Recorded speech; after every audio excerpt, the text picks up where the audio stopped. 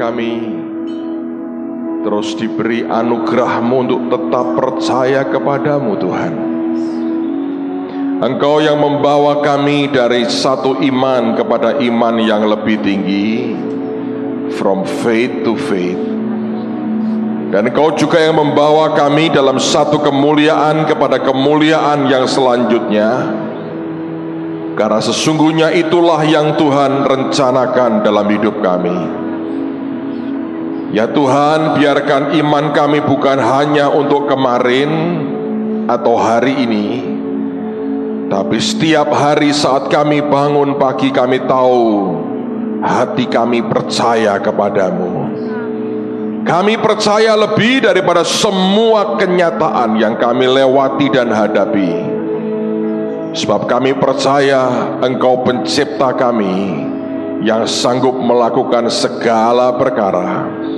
Yang orang berkata tidak mungkin, Engkau berkata bisa, dan itu akan terjadi seperti perkataanmu. Sebelum kami tinggalkan tahun 2006 ini, sampaikan pesan kami. Dan khusus hari ini, kalau umat-Mu menyembah-Mu pada saat-saat Natal seperti ini, berikan kabar baik itu kepada kami Tuhan. Terlalu banyak kami mendengar bukan kabar baik, yang membawa iman kami goyah, membawa hati kami tidak lagi melekat kepadamu. Setan mencoba merusak hubungan kami dengan Engkau dengan segala cara. Tapi hari ini biarkan kami diingatkan lagi bahwa Engkau datang membawa kabar baik kepada kami. Dan hamba berdoa, biarkan Kau berikan telinga kami hanya mendengar kabar baik surgawi, karena itu yang akan mengubah hidup kami dan membawa kami makin melekat kepadamu. Roh Kudus yang tolong setiap kami dengan hikmat, dengan wahyu, dengan pengertian daripadamu, mengajari kami memahami akan isi hatimu pada pagi ini. Terima kasih Bapa. Kemuliaan hanya bagi Yesus yang telah lahir dan jadi Raja dalam hidup kami. Demi nama yang termulia Yesus Kristus Tuhan, semua kita berkata amin. Berikan kemuliaan yang paling baik buat Tuhan kita. Silakan duduk saudara. Mari kita buka firman Tuhan pada pagi hari ini. Saya percaya nanti sore Tuhan akan bekerja dengan indah. Anda siapkan hati dan saya mendorong saudara untuk membawa jiwa-jiwa. Nah, sekarang mari kita buka firman Tuhan ini, mendasari, menyiapkan saudara untuk apa yang akan Tuhan kerjakan dan berikan nanti sore. Matius pasal yang pertama, Injil Matius pasal yang pertama. Saya mau mengajak Anda melihat mulai ayat yang pertama sampai dengan ayat yang ke-17. Kalau kita bicara Natal, maka kita biasanya bicara tentang beberapa pasal di depan dari Injil Matius, Markus, Lukas, Yohanes. Kita lihat akan bagian belakang atau awalnya supaya kita bisa mengerti akan cerita Natal yang pertama. Tapi lihat dulu Matius pasal yang pertama, perhatikan mulai ayat yang pertama sampai dengan ayat yang ke-17. Inilah silsilah Yesus Kristus, anak Daud, anak Abraham. Kalau Anda dengar kata silsilah, dalam terjemahan hurufiahnya artinya roda kehidupan. Artinya orang-orang yang terdaftar ini sedikit banyak punya kontribusi dalam hidupnya Tuhan. Tentu hal-hal yang positif, hal-hal yang kuat dari hidup mereka mengkontribusi sesuatu secara rohani kepada Tuhan Yesus. Atau dalam terjemahan yang lain dikatakan inilah pohon keluarga daripada Yesus Kristus. Artinya kalau Anda gambarkan pohon, Anda mesti lihat dari akarnya, batangnya, rantingnya, daunnya, sampai buahnya. Bisa keluar Yesus itu karena ada dari akar, batang, ranting, daun, dahan, dan sebagainya. Inilah pohon keluarga dari Yesus Kristus. Nanti kapan-kapan kalau Tuhan mau, kita bisa belajar akan rangkaian nama-nama ini. Menarik sekali kontribusi mereka buat kehidupan Tuhan Yesus. Ayat yang kedua, Abraham memperanakkan Ishak, Ishak memperanakkan Yakub, Yakub memperanakkan Yehuda dan saudara-saudaranya. Yehuda memperanakkan Peres dan Serah dari Tamar. Peres memperanakkan Hesron, Hesron memperanakkan Ram. Ram memperanakkan Aminadab, Aminadab memperanakkan Nahason, Nahason memperanakkan Salmon, Salmon memperanakkan Boas dari Rahab, Boas memperanakkan Obed dari Rut, Obed memperanakkan Isai, Isai memperanakkan Raja Daud, Daud memperanakkan Salomo dari istri Uria. Salomo memperanakkan Rehabeam, Rehabeam memperanakkan Abia, Abia memperanakkan Asa, Asa memperanakkan Yosafat, Yosafat memperanakkan Yoram, Yoram memperanakkan Uzia, Uzia memperanakkan Yotam, Yotam memperanakkan Ahaz, Ahaz memperanakkan Hizkia, Hizkia memperanakkan Manasye, Manasye memperanakkan Amon, Amon memperanakkan Yosia, Yosia memperanakkan Yekonya dan saudara-saudaranya pada waktu pembuangan ke Babel. Ayat 12 sampai 17, perhatikan ini.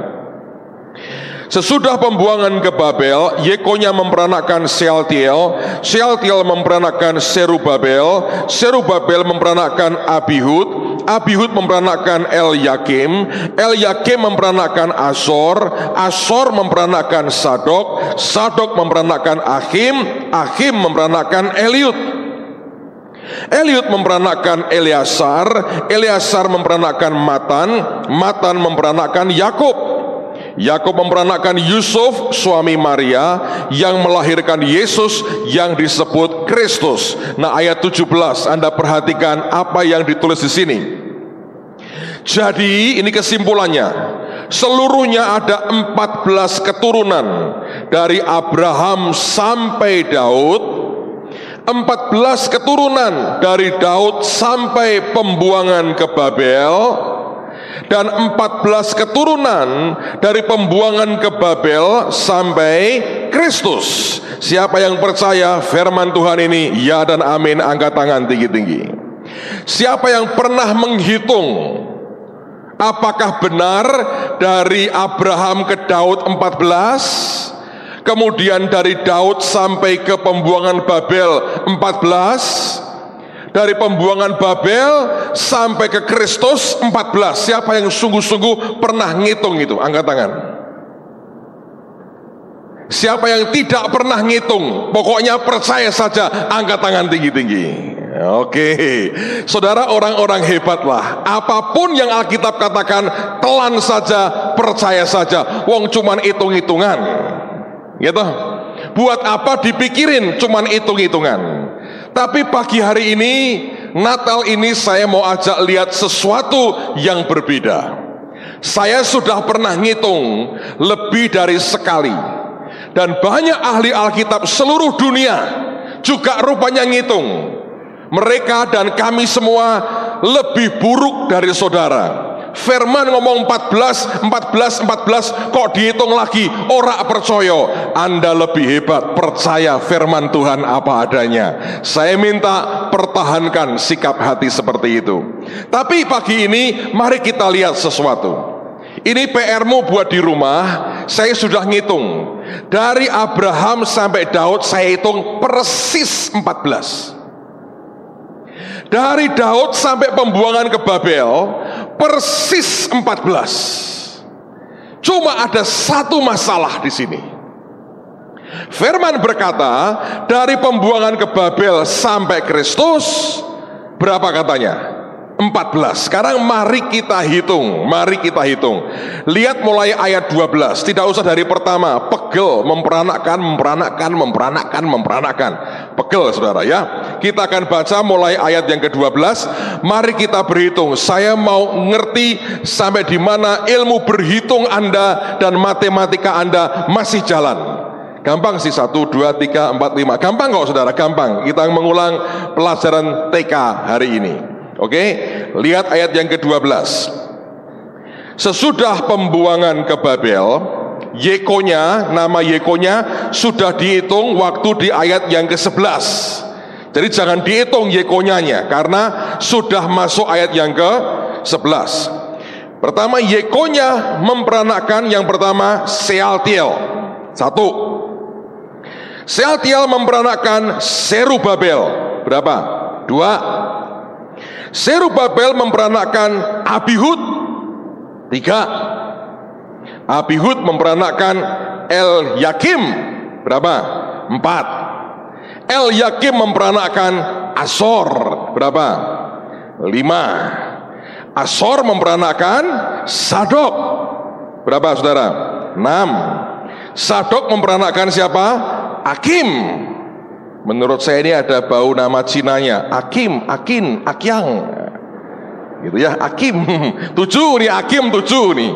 7. Akim memperanakkan Eliud. Berapa? 8. Saya rasa Pak Ardi dan Bu Eli itu memang jodoh ya. Mirip ya, ada Akim, ada Eliud. Sedikit mirip sama. Christmas ini buat mereka. Berapa nih? 8 ya, 8. Eliud memperanakkan Eleazar. Berapa? 9. Wah, saya agak tegang naik 14, aku keliru ini. Eleazar memperanakkan Matan. Berapa? 10. Matan memperanakkan siapa?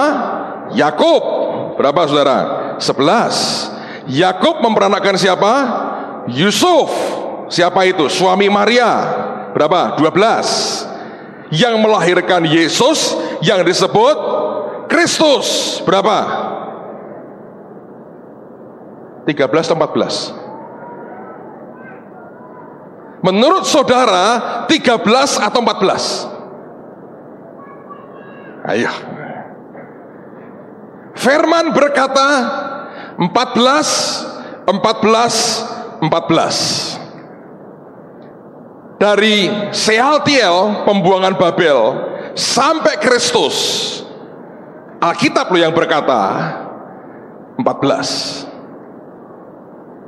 Anda tadi menghitung berapa? 13. Jadi yang benar 13 atau 14?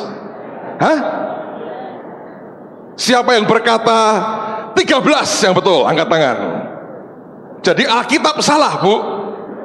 Tidak. Bingung. Siapa yang berkata 14? Loh, Anda tuh ngitung apa enggak sih tadi? Hitunganmu berapa? Hitunganmu berapa? 13. Alkitab berkata berapa? Jadi 13 atau 14? Hah? Yang loh, iso ngitung apa sih? Saudara menghitung itu berapa tadi? 13 toh? Bener gak hitunganmu? Bener kan? Jadi yang bener mana? 13 atau 14? Pusing. Jadi saudara salah ngitung 13 atau 14? 14. Dalam hitungan 13. Tapi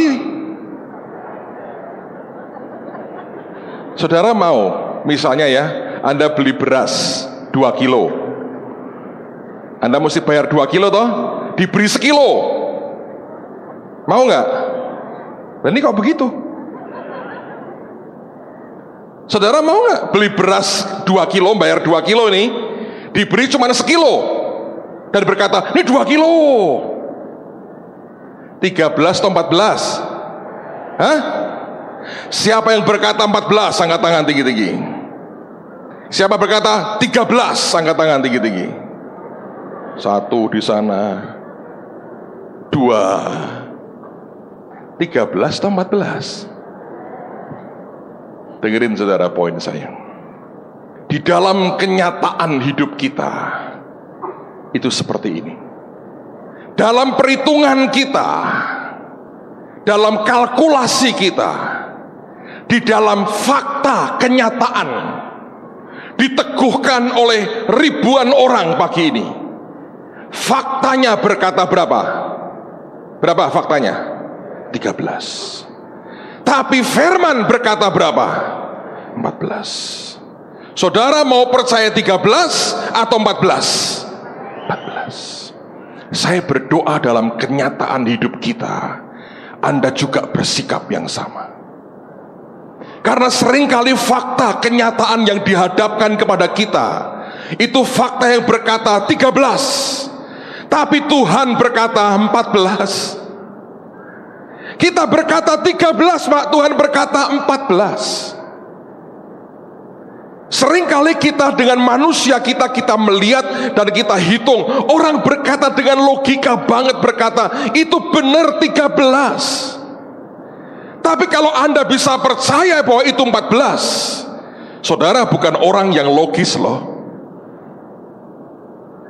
Dan di dalam kekristenan ada terlalu banyak hal yang memang tidak logis. Kalau engkau masih ingin kekristenan sesuatu yang logis, itu yang membuat Anda sangat tidak logis. Tapi justru ketika Anda tidak logis, itu yang logis dalam firman Tuhan. Kenyataan kita menghitung bersama. Nanti di rumah Anda boleh cek, seluruh dunia sudah pernah menghitung, dan tidak satu pun dari mereka berkata 14, 14, 14. Semua berkata 14, 14, 13. Tapi firman berkata 14, 14, 14. Saya berdoa kita berani berkata, apapun yang Tuhan katakan, walaupun faktanya berbeda dengan yang aku hadapi, walaupun faktanya berbeda dengan yang aku hitung, walaupun faktanya berbeda dengan logikaku, walaupun faktanya berbeda dengan semua fakta-fakta manusia, tapi kalau Tuhan berkata 14, aku mau percaya itu 14 dan bukan 13, saudara. Dan banyak orang tetap mau berkata 13. Tuhan berkata, kenapa engkau sayangi angka sial itu, katanya. 13 kok, Pak? Ini kan sial. Kalau kamu terus begitu jadi sialan benar, kata Tuhan. Sebab ketika dia berkata 14, Anda harus percaya itu 14, saudara. Natal tahun ini, seminggu yang lalu saya tutup dengan sesuatu yang ajaib lah. Ajaib. Saya ditelepon teman dari Bandung. Dia pegang sebuah radio di sana. Dia bukan radio FM, dia radio yang AM biasa. Satu hari mereka putar khotbah saya. Dan biasanya setelah firman langsung di-cut, dipotong, diganti program lain. Tapi hari itu 13 jadi 14, saudara. Kenapa? Penyiarnya tertidur. Nah, saya mau tanya, kalau Anda pegang radio kayak Pak Sugi, penyiarnya ketika siaran tidur, itu 13, saudara. Itu bukan 14. Itu bukan kebanggaan berkata, puji Tuhan, tadi saya siaran tertidur. Itu bukan kebanggaan sama sekali. Logika kita berkata itu bukan hal yang baik. Tapi Tuhan mau berkata, ya dia harus tertidur. Loh Tuhan, tidak baik kerja itu tidur. Tuhan berkata, pokoknya baik. Nah jangan berkata, oh puji Tuhan, tahun depan kalau kerja gua tidur terus, dipecat kalau caranya begitu. Tapi ada saat di mana logika kita berkata itu 13. Tuhan berkata no, itu 14. Tidur. Karena tertidur, khotbah saya selesai, dia nggak dengar. Sehingga terus berlanjut. Dan kemudian belakangnya itu saya mendoakan orang sakit. Itu khotbah sudah lama, mungkin 5 tahun lalu, saudara. Saya mendoakan orang sakit, dia nggak tahu bahwa saya sudah berhenti khotbah di kaset itu. Dia tertidur. Secara kerjaan itu 13. Tapi Tuhan mau berkata, tertidurnya dia itu 14. Anda tahu yang terjadi? Tiba-tiba radio itu dikagetkan karena dering telepon terus menerus dari orang-orang sekitar kota Bandung, dari kota-kota kecil di sekitarnya, yang mayoritas mereka belum kenal Tuhan Yesus. Mereka bersaksi, telepon berkata, aku disembuhkan. Ada begitu banyak kesembuhan yang ajaib, yang aneh terjadi lewat radio. Satu di antaranya, orang yang hari itu dia sudah parah gagal ginjal, dibawa ke rumah sakit, sudah nggak berdaya, geletak, didorong masuk dengan tergeletak di tempat tidur di rumah sakit. Keluarganya hanya sempat berikan ke dia sebuah radio kecil dan dicun di gelombang radio itu.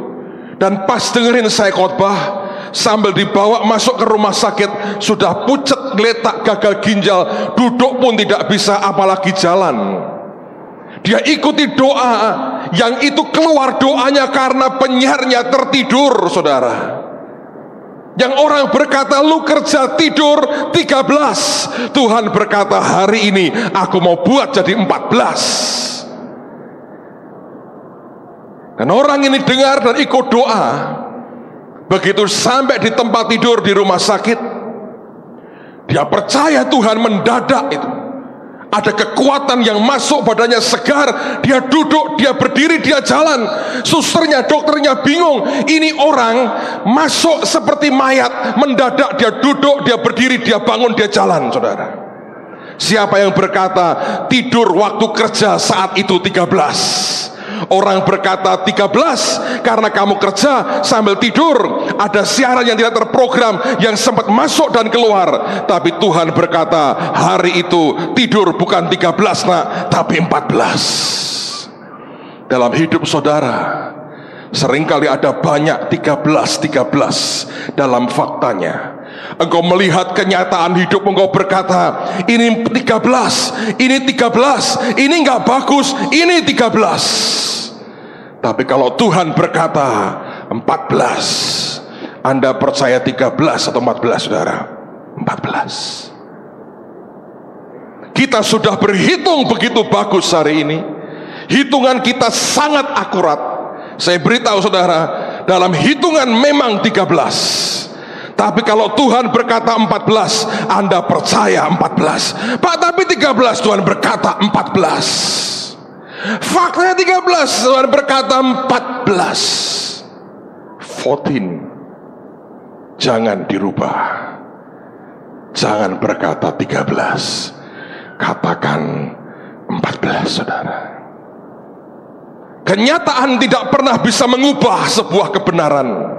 Tapi kebenaran firman akan mengubah kenyataan kehidupan saudara. Pada waktu saya dengar telepon itu, Tuhan bicara pada saya, kenapa tidak besok kamu buat yang sama di radio, kamu doain orang sakit. Dan akhirnya endingnya dalam seminggu ini 2 kali saya buat itu. Saya lihat tangan Tuhan bekerja. 13 jadi 14, saudara. 13 jadi 14. Ada seorang ibu yang 5 tahun lalu kecelakaan.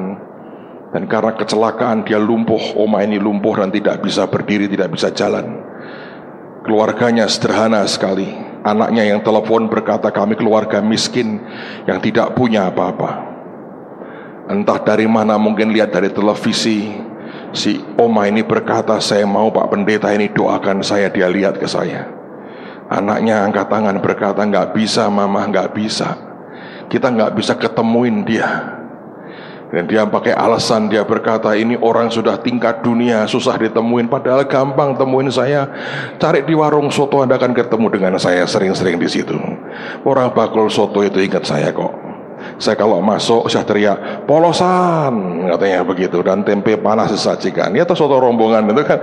Begitu saya masuk tidak usah ngomong apa-apa, dia akan teriak polosan. Dan kemudian tempe panasnya disediakan, saya makan soto hari itu.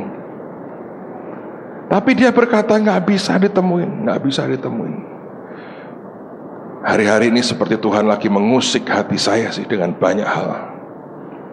Dan kemudian ketika dengar kita KKR di Gunung Kidul, si Oma berkata, ayo ke Gunung Kidul. Dia KKR di sana. Anaknya berkata, kita nggak ada duit mama, kursi roda aja nggak ada. Bagaimana membawa mama ke Gunung Kidul, jauh, transport nggak punya, mobil nggak ada.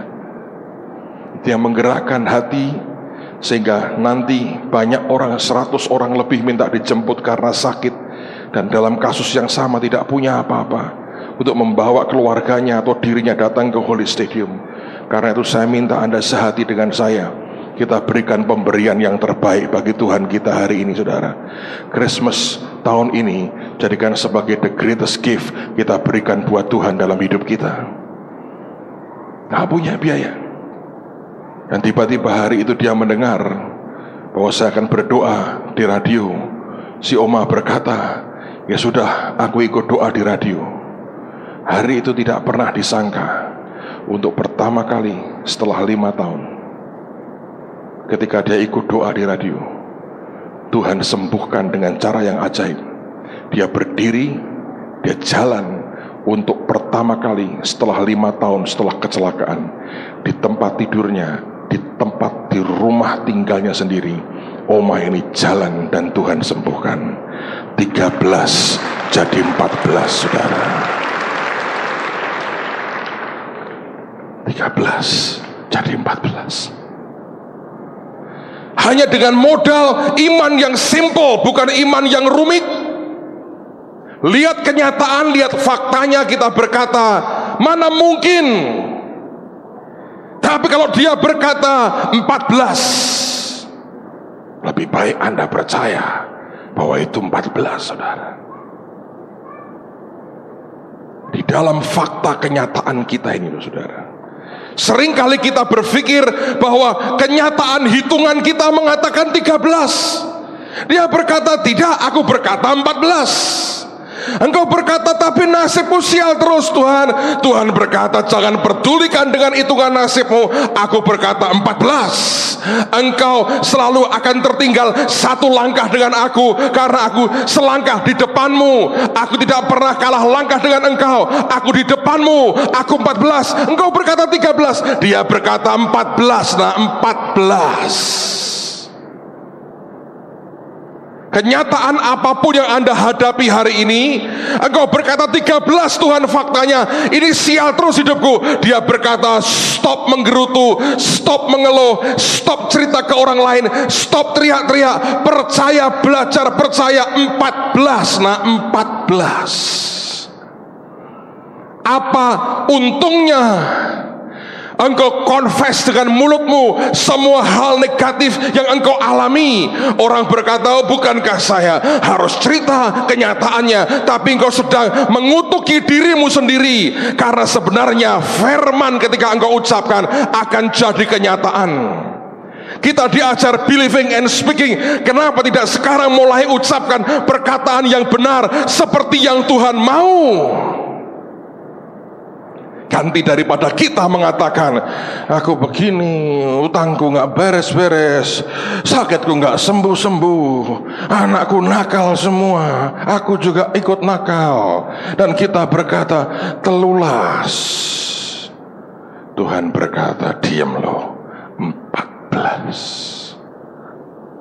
Kenapa engkau selalu cinta dengan yang ditolak oleh dunia? Anda ke gedung manapun, lantai 13 kagak ada, saudara. Gak ada orang suka itu. Nomor urut 13 pun orang gak pernah suka.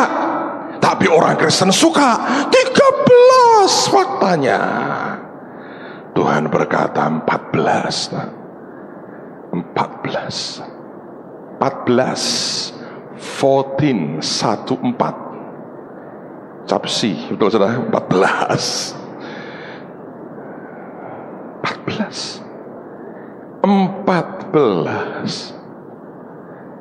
Apapun yang engkau hadapi, saya beritahu 14. Karena dia bisa mengubah dari yang tidak ada menjadi ada, dari yang buruk jadi baik, yang sakit disembuhkan, yang terikat dilepaskan, yang rusak dia bisa pulihkan.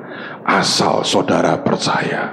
Tapi kalau engkau ngotot dengan berkata 13 kok.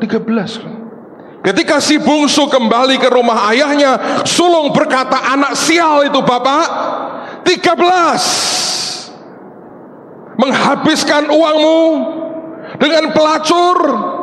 13. Bapak berkata, no, 14 nah. 14. Ketika orang yang kerja sehari suntuk di kebun anggur seorang majikan, dari pagi sampai sore dia kerja sepanjang hari, digaji sedinar. Mungkin orang yang kerja sejam berkata, aku dapat berapa? 13 buat aku. Kerjaku cuma sejam, aku diberi berapa? Tuhan berkata 14.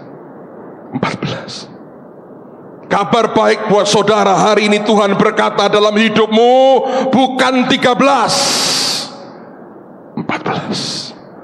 Siapa yang percaya 14? Angkat tangan tinggi-tinggi. Ngomong sebelahmu 14. Amen saudara. 14 kok. 13 Pak. Belajar diamlah saudara. Belajar perkatakan yang Tuhan katakan. Berhenti mengutuki dirimu sendiri. Anda pikir kalau Anda bisa keluarkan unek-unekmu pada orang itu membuat Anda lega sebentar, Anda senang? Believing and speaking.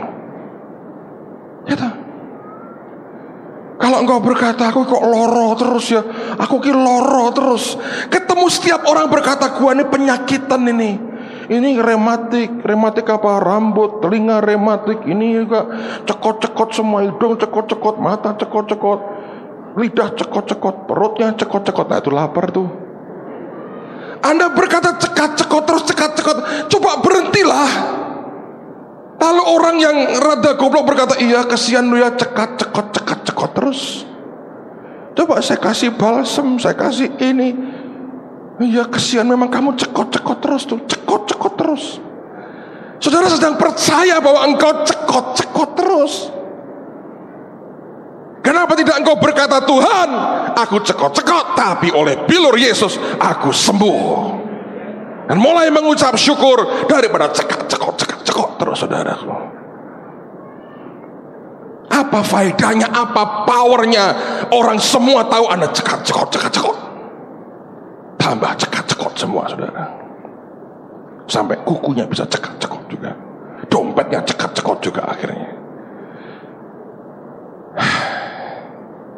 Mengapa nanti sore kita akan berikan kepada Anda pengakuan iman supaya cekat-cekotmu berhenti. Ucapkan apa yang dari Tuhan. Itu jauh lebih baik. Jangan percaya 13 walaupun hitunganmu benar secara manusia, karena dia berkata 14. Percaya. Iya toh? Saudara misalnya punya utang begitu banyak, engkau boleh cerita ke banyak orang, utangku akeh. Makin tidak ada orang percaya dengan saudara, makin engkau menghabisi nama baikmu sendiri, makin reputasimu engkau hancurkan sendiri. Engkau pikir dengan gampang lalu orang mau dagang dengan Anda? No way. Utangnya banyak, kita kirimi barang hilang bablas. Dan orang hanya simpati berkata, iya sakno ya, tonggoku yang ngono kok utangnya akeh terus mati ngendat. Apa baiknya Anda cerita ke banyak orang utangmu banyak dan Anda didukung, dia berkata ya, kasihan lah. Ono sing edan kok malahan kok. Lah utangnya akeh terus apa? Ngitungi kertas koran diketok-ketok jadi duit katanya begitu.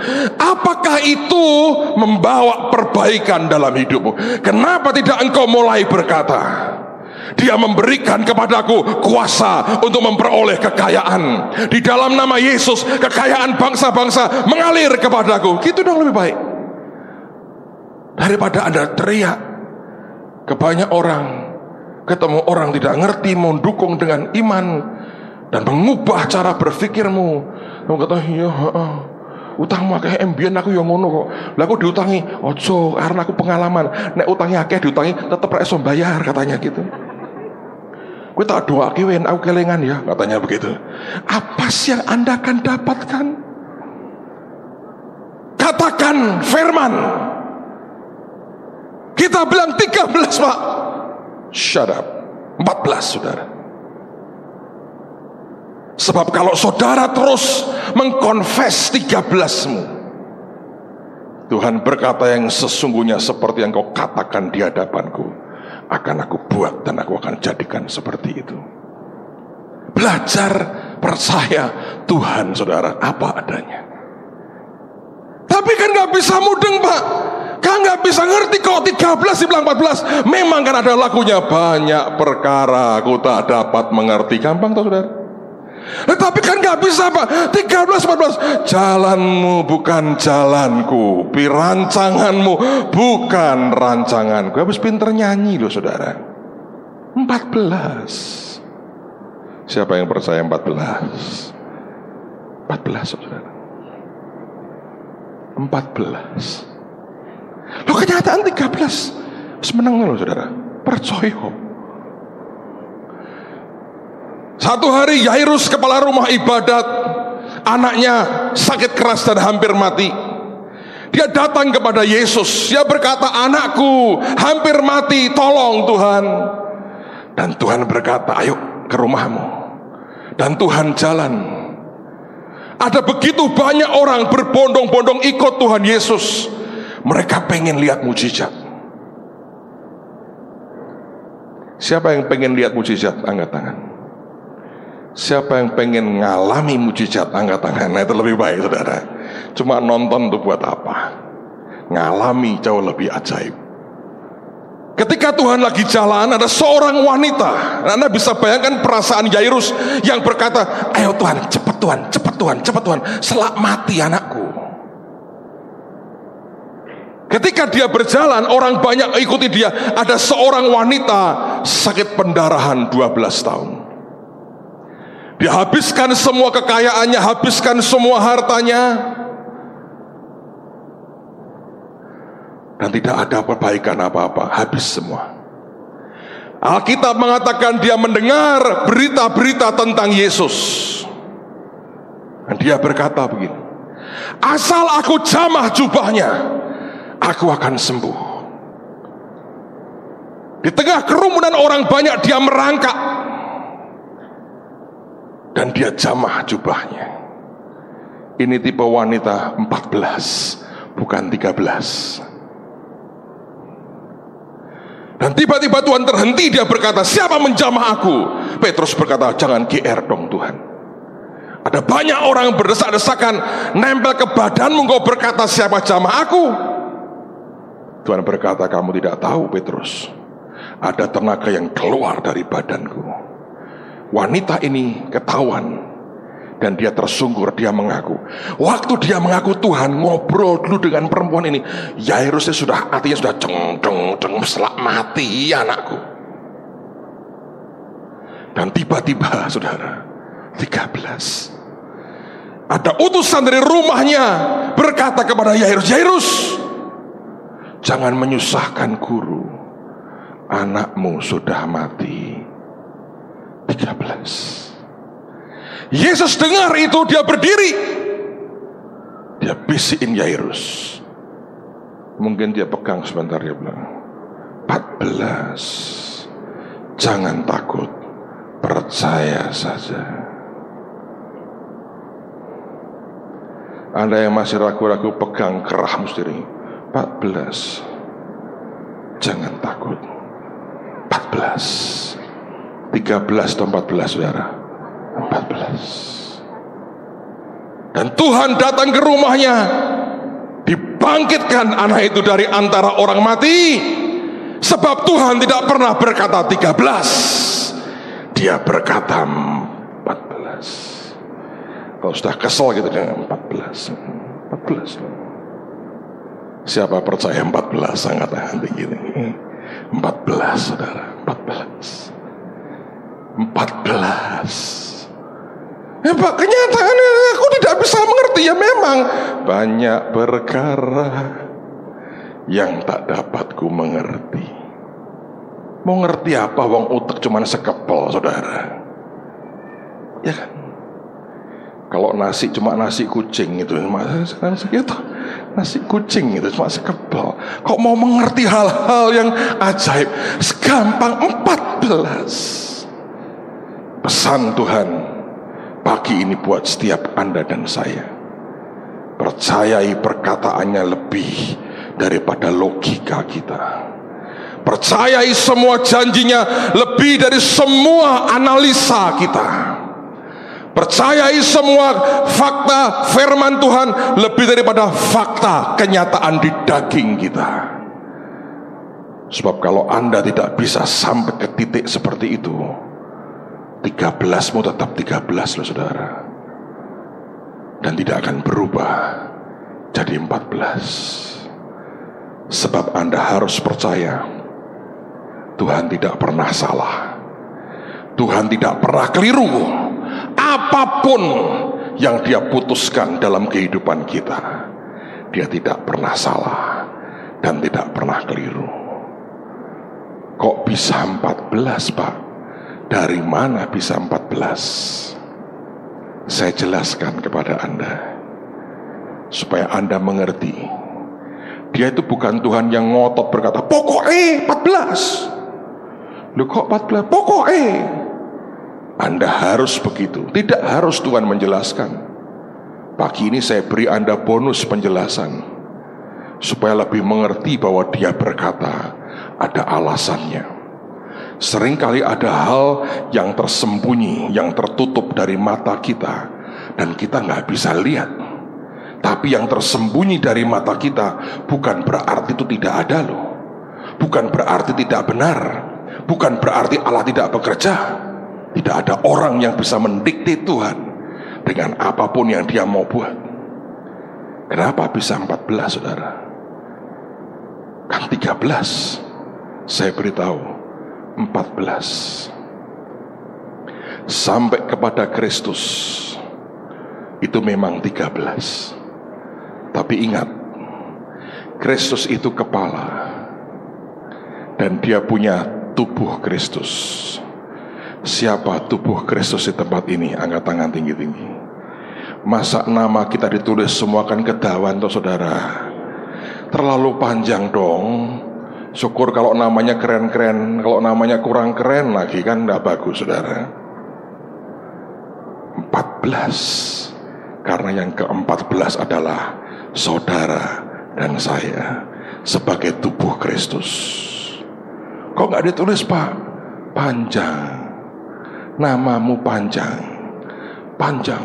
Nama Chinese alias ini, alias. Kok teroris kan, bekas teroris kan alias ini, alias ini, alias ini, KTP-nya aja 5 gitu. Alias. Kalau dia orang Padang itu kan, wih, panjang itu. Datuk siapa, bin siapa, Bagindo, Raja, apa itu, nasi Padang apa gitu, macam-macam, panjang banget itu. Dan Tuhan berkata, diwakili satu yaitu Kristus. Dia kepala dan kita tubuhnya. 13 atau 14 saudara? 14. Percaya saja. Percaya saja. Sebab Dia berkata 14. Tutup Alkitabmu. Mari angkat tangan sama-sama. I believe in miracles. I've seen a soul set free. Miraculous, the changing one, redeemed through Calvary.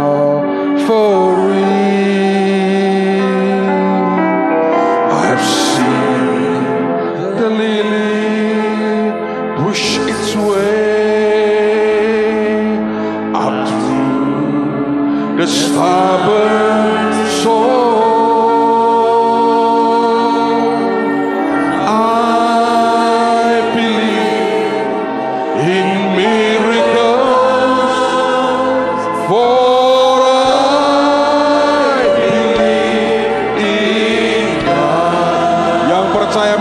Terus berdiri.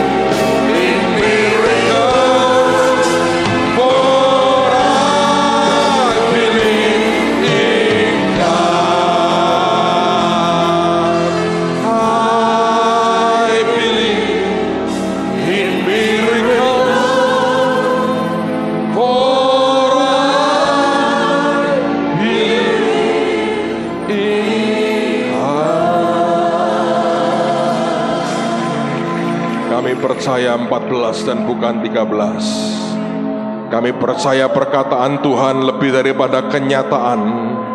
Kami percaya janji Tuhan lebih daripada fakta. Kami percaya penyertaan Tuhan lebih daripada ketakutan kami. Kami percaya Tuhan lebih daripada semua yang lain.